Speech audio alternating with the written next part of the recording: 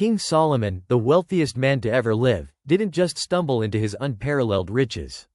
He operated under 5 profound wealth laws, principles so foundational, so universally true, that the billionaires of our modern age, consciously or not, still adhere to them to build and sustain their empires. These aren't just ancient proverbs. They are active blueprints for financial abundance, rooted in divine wisdom, that you can begin applying today. The first of Solomon's unshakable wealth laws is the law of prioritized wisdom. Before Solomon sought a single gold coin, before he built his magnificent temple, he asked God for wisdom, an understanding heart to govern his people.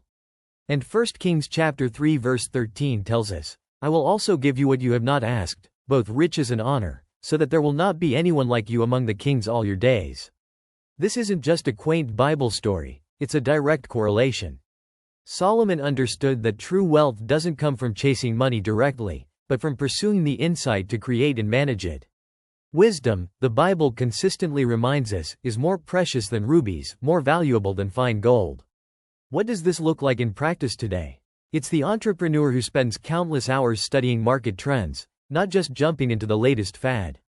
It's the investor who deep dives into economic principles and company fundamentals, rather than chasing speculative surges. It's the individual who invests in learning new skills, reading financial literature, and seeking counsel from seasoned mentors, understanding that knowledge compounds just like capital. This isn't about intelligence, it's about applied insight, a relentless pursuit of knowing how things work and why they work that way. Are you prioritizing financial wisdom in your daily life, or are you hoping for a lucky break? This brings us to the second principle, the law of diligent execution. Solomon observed, "Lazy hands make for poverty, but diligent hands bring wealth." Proverbs chapter 10 verse 4. He wasn't just a wise king, he was a builder, an administrator, a manager of vast resources and intricate projects. His kingdom flourished because of systematic, disciplined effort. He didn't just wish for a temple, he planned it, commissioned it, and oversaw its meticulous construction. He didn't just desire trade routes, he established them, protected them, and leveraged them. We live in an era often seduced by the allure of passive income and get rich quick schemes, promising abundance with minimal effort. But Solomon's wisdom, echoed in the lives of every truly wealthy individual, tells a different story. It's about showing up consistently, putting in the work when no one is watching, perfecting your craft, and enduring through challenges. It's the disciplined effort that transforms potential into profit. How many great ideas wither on the vine not because they were bad, but because they lacked the diligent execution to bring them to fruition? The third wealth law Solomon exemplified was the law of strategic alliance. Solomon didn't build his empire in isolation. He forged powerful alliances, most notably with Hiram, king of Tyre. They traded cedar logs for food, skilled craftsmen for valuable resources, enriching both kingdoms through mutual benefit. This wasn't just friendly neighborly relations, it was calculated, strategic partnership that expanded their reach and amplified their capabilities.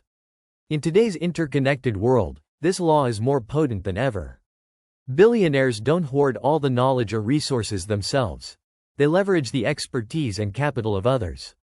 They build diverse teams, seek out mentors, form joint ventures, and cultivate powerful networks.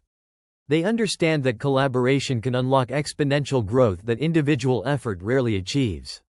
Are you actively seeking out meaningful relationships, both personal and professional, that can lead to synergistic opportunities and mutual upliftment? Or are you trying to do everything yourself, unknowingly limiting your own potential? This leads us to a principle that might seem counterintuitive to conventional wealth building, yet it is absolutely central to Solomon's wisdom: the law of generous sowing. Solomon wrote in Proverbs chapter 11 verses 24 to 25, "One gives freely, yet grows all the richer. Another withholds what he should give, and only suffers want. Whoever brings blessing will be enriched, and one who waters will himself be watered." This isn't a transactional formula where you give to manipulate God into giving back. Instead, it's a profound spiritual truth about the nature of abundance itself. Solomon demonstrated this through his lavish offerings to God, his dedication of the temple, and his wise administration of resources. His giving wasn't out of scarcity but from a heart of stewardship, recognizing that everything he had came from God. Modern billionaires often practice this, not just through philanthropy, but by generously investing in their employees, their communities, and even their competitors. They understand that a rising tide lifts all boats, and by contributing to the collective well-being, they create a more fertile ground for their own prosperity. Are you cultivating a spirit of generosity, or is the fear of lack holding your hand? This isn't about just giving money, it's about giving your time, your talents, your expertise, and expecting nothing in return, trusting in the universal principle of sowing and reaping. Finally, we arrive at the law of prudent expansion. Solomon's wealth wasn't static, it was dynamic. He didn't just accumulate riches, he systematically expanded his kingdom's influence and economic infrastructure. He built cities, established fortresses, developed a vast fleet of ships for international trade, and cultivated immense agricultural wealth. His gold didn't sit in vaults, it was invested, circulated, and leveraged to generate even more wealth. This principle is the cornerstone of sustainable wealth. It's the entrepreneur who wisely reinvests profits back into their business for growth, rather than instantly consuming it all. It's the investor who diversifies their portfolio, not putting all their eggs in one basket, but strategically allocating resources to various assets. It's the avoidance of reckless debt and speculative ventures, favoring calculated risks and long-term vision. Solomon, despite his unparalleled riches, warned against the dangers of surety and debt, understanding that true expansion must be built on a solid, prudent foundation. How are you strategically building and protecting your financial future, ensuring that your wealth has roots deep enough to withstand any storm? These 5 laws, prioritized wisdom, diligent execution, strategic alliance, generous sowing, and prudent expansion, are not mere suggestions from an ancient king. They are fundamental pillars of wealth, etched into the very fabric of how abundance is created and sustained. They reveal that true prosperity isn't about luck or inheritance alone, but about cultivating a mindset and a disciplined approach to life that aligns with timeless, divine principles. Many people chase money directly, yet it often eludes them. But those who prioritize wisdom, apply diligent effort, build powerful relationships, sow generously, and expand prudently, find that wealth often chases them. It's a subtle but powerful distinction. Solomon understood that true riches flow not just from what you do, but from who you are becoming in the process, and the principles you choose to live by.